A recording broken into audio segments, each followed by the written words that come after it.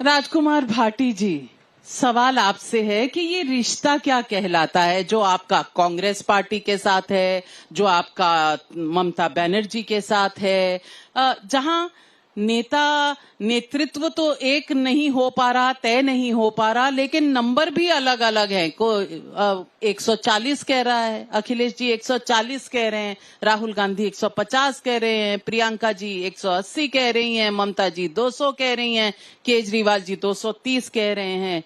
अब नंबर ही सही नहीं है तो स्ट्रैटेजी क्या होगी? मुझे पूरा भरोसा है कि नाविका जी ने समय नोट किया होगा और जितनी देर तक सुधांशु जी को नहीं टोका था, मुझे भी नहीं टोका जाएगा, इस बात का मुझे पूरा विश्वास है। अब मैं आता हूं मुद्दे पे। आप तो तुरंत ही टोकने लगे। मैं इसलिए बता हम तो बोले ही नहीं थे, आपकी बहुत गौर से हमने बात कहा जब टाइम काउंट करिएगा तो अपने सहयोगी का टाइम गोल कर दिया। संसद में ये चलती है, यहाँ नहीं चलती डिबेट में। सहयोगी का टाइम आपके साथ जुड़ गया है और मैं सिर्फ यही बताना चाहती हूँ, आपकी और आपके साथ खड़ी हुई जो अलायंस पार्टी है ना, आम आदमी पार्टी, आप लोग सबसे ज्यादा चुनाव में लड़ते किसके साथ हैं? बीजेपी के साथ नहीं, पत्रकारों के साथ। आप मुझ पर तंज कसेंगे, आम आदमी पार्टी मेरी रिपोर्टर को पीट देगी। अरे भैया चुनाव लड़ो, हमसे मत लड़ो, चुनाव लड़ो। मैंने तो आपके ऊपर भरोसा जताया। नहीं, भरोसा, अगर आपको भरोसा जताना भी खराब लग रहा, मैं अपना वापस भरोसा इतना कि जब भी बोलना शुरू करें तो इसी से शुरू करते हैं, हमें समय कम मिलता है। अरे भाई सिंपैथी वोट नहीं मिल रहा, यहाँ वोट लो और खुल कर लो। अब रही बात जो सुधांशु जी ने मुद्दा उठाया और आपने भी नाविका जी 2 बार कहा, कोई कुछ संख्या बता रहा है, कोई कुछ संख्या बता रहा है। संख्या में तो कहते हैं नहीं, मुंडे मुंडे मतिर भिन्ने, हर व्यक्ति का अपना आकलन है, हो सकता है मतभेद हो, लेकिन मुद्दों पे हम एक हैं। मुद्दे हमारे जिस दिन चुनाव शुरू हुआ था आज की तारीख तक मुद्दों से नहीं भटके हैं। हम रोजगार का मुद्दा उठा रहे हैं, किसान की एमएसपी का मुद्दा उठा रहे हैं, हम देश की सुरक्षा का मुद्दा उठा रहे हैं, पिछड़े दलितों के आरक्षण का मुद्दा उठा रहे हैं, सामाजिक न्याय का मुद्दा उठा रहे हैं, बेटियों की सुरक्षा का मुद्दा उठा रहे हैं। हम मुद्दों से नहीं भटके हैं, संविधान की सुरक्षा का मुद्दा हम मोदी जी की तरह नहीं कर रहे कि किसी दिन तो जिलों की कैपिटल पूछने लगते हैं कि बताओ किस किस जिले की क्या क्या। ये तो एंटायर पॉलिटिकल साइंस में पढ़ाया जाता होगा कि जिलों की राजधानी भी होती है। हमने तो जो कोर्स पढ़े हैं यूनिवर्सिटी में, हमारे कोर्स में तो नहीं पढ़ाया गया कि जिलों की भी कैपिटल होती है। कभी मछली, कभी मुसलमान, कभी मंगलसूत्र, फिर इनसे भी मन नहीं भरा। भैंस, बोले जिसके पास 2 भैंस है, 1 भैंस कांग्रेस छीन ले जाएगी। अब मैं देख रहा था किसी रिपोर्ट में कि देश में 15 करोड़ भैंस हैं। अब 7.5 करोड़ भैंस कांग्रेस कहां ले जाके बांधेगी?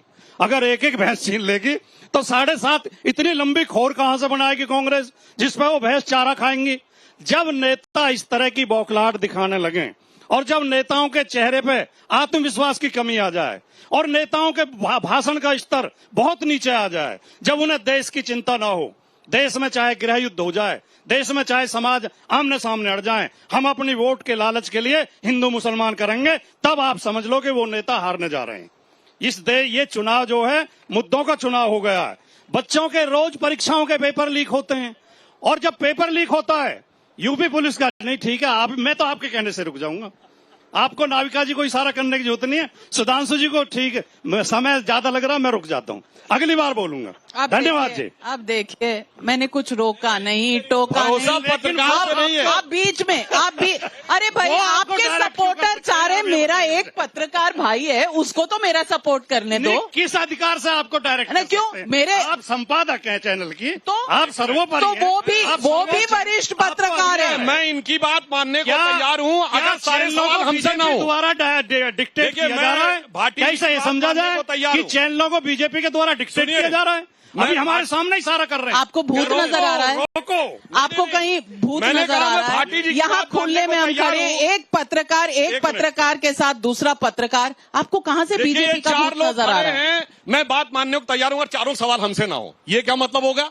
चारों सवाल हमसे पूछोगे और फिर टाइम 1/5 दोगे, ये तो गलत है ना। जब चारों के सवाल हमसे 5 मिलेंगे, सीटें भी 1/5 मिलेंगी, चिंता मत करो आप। अरे ये तो वक्त आने पे पता चलेगा, आने तो दीजिए, वक्त आने पर बता देंगे तुझे आसमां। चलिए आपने अभी कहा राजकुमार भाटी जी, बेटी की सुरक्षा बहुत बड़ा मुद्दा है। आप जिस शहर में खड़े हैं उसी शहर में यहां से 2 किलोमीटर दूर यहां से टाइम्स नाउ की बेटी, टाइम्स नाउ नवभारत की बेटी पर हाथ उठा है। कुछ निकलेगा आपके मुंह से? पत्रकारिता कर रही थी सिर्फ बहुत ही एक चिंता की बात है। पत्रकार लोकतंत्र के प्रहरी होते हैं। लोकतंत्र की मजबूती के लिए प्रेस का मजबूत और निष्पक्ष होना बहुत जरूरी है। बेटी होना तो और भी ज्यादा चिंताजनक है, लेकिन किसी भी पत्रकार, बेटी होना चिंताजनक है। अगर बेटी के ऊपर होना हमला हुआ है तो चिंताजनक है। आप क्या कह रहे हैं? आप नाविका जी, आप समझ तो रही हैं। नहीं, मैं समझ तो नहीं। आप अगर संशोधन जिनके ऊपर करना हमला चाहें- हुआ है उनका बेटी होना और भी ज्यादा चिंताजनक है, लेकिन किसी पुरुष पे भी हमला हो, अगर वो पत्रकार है तो चिंताजनक है। हम इसकी निंदा करते हैं, लेकिन 2 वाक्य आपकी इजाजत से बोलना चाहूंगा। हमने देखा, हम प्रत्यक्षदर्शी हैं, हर्षवर्धन जी भी होंगे और लोग भी सहमत होंगे। हमने देखा किसी आंदोलन में पत्रकार पहुंचते थे तो आंदोलनकारी अपने सिर का कपड़ा उतार के बिछा के बैठाते थे, उन्हें उनकी इज्जत करते थे, चाय बिस्कुट पूछते थे। आज ये हालत क्यों पैदा हो गई कि आंदोलनकारी नारे लगाते हैं, गो बैक के नारे लगाते हैं? इसके लिए आत्ममंथन पत्रकारों को करना चाहिए कि ये हालत क्यों पैदा हो गई। माफ कीजिए, मेरी पत्रकार सवाल पूछ रही थी। सवाल पूछना क्या इस देश में गुनाह हो गया? उनके साथ कानून हमारी का सहानुभूति उल्लंघन और हो गया? सहमति है। हर्षवर्धन त्रिपाठी जी, आकांक्षा खजूरिया ने एक सवाल पूछा कि ये फंडिंग के ऊपर ईडी ने होम मिनिस्ट्री को चिट्ठी लिखी है, आपका इस पर क्या कहना?